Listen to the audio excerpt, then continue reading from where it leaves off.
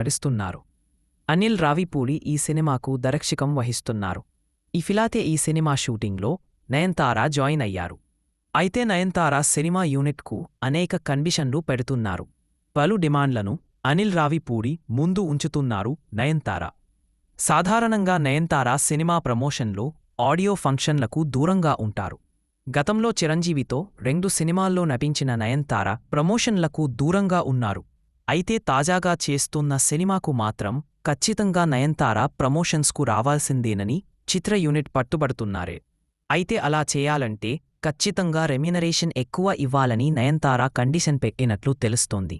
నయనతార డిమాండ్కు చిత్ర యూనిట్ సైతం green signal ఇచ్చినట్లు తెలుస్తోంది. ఇలా మెగాస్టార్ చిరంజీవి సినిమా అయినా తన కండిషన్లు తనవే అన్నట్టుగా నయనతార ప్రవర్తించడం ఇప్పుడు హాట్ టాపిక్గా మారింది.